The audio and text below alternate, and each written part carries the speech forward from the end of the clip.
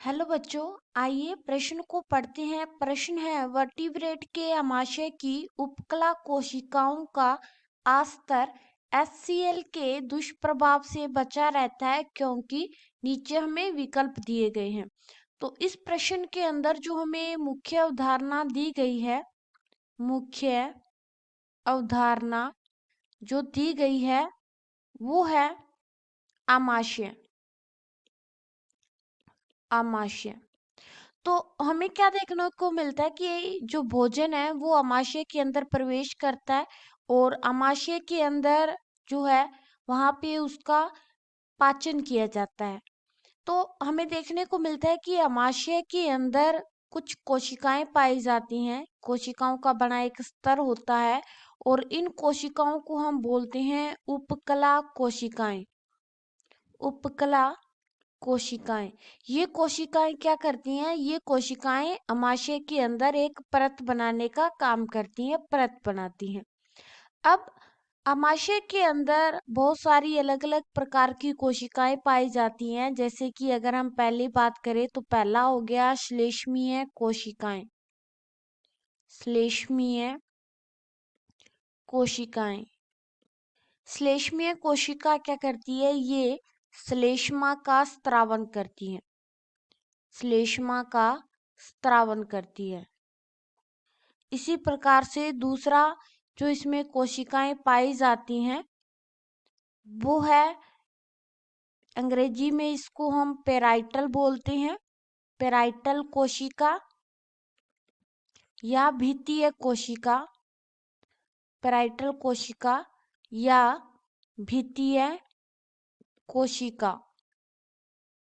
भित्तीय कोशिका, इस कोशिका का काम होता है HCl का स्त्रावन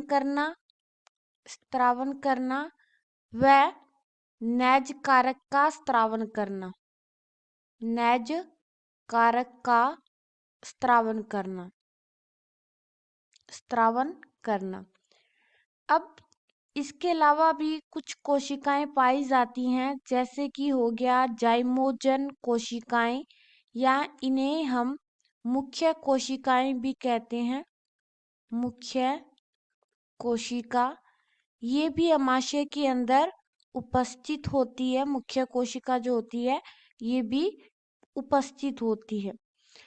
अब अगर हम बात करें तो अमाशय के अंदर जो उपकला कोशिकाएं हैं वो HCl के स्त्रावन से बची रहती हैं, क्योंकि HCl क्या होता है? HCl का काम होता है कि जो भोजन के अंदर जो जीवाणु आ रहे हैं, भोजन में जो जीवाणु आ रहे हैं उन जीवाणुओं को नष्ट करना।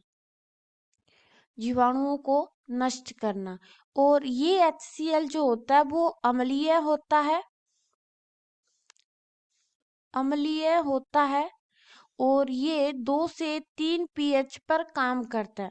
तो इतनी ज्यादा pH पर काम करने के कारण क्या हो सकता है? ये उपकला कोशिकाओं को नुकसान पहुंचा सकता है। लेकिन ऐसा होता नहीं है। क्यों?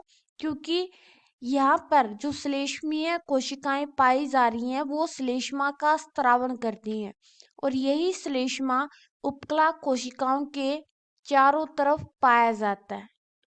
चारों तरफ पाया जाता है और चारों तरफ श्लेष्मा उपस्थित होने के कारण ये HCl से जो होने वाली क्षति है, HCl से जो क्षति होने वाली है उससे बच जाती हैं।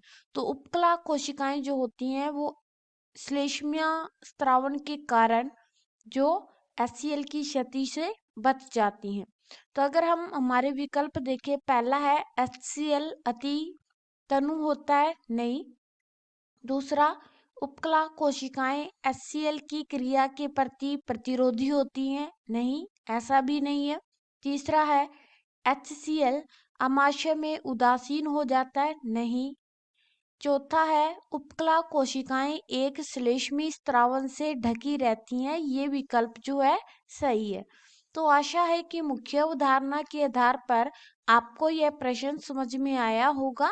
धन्यवाद।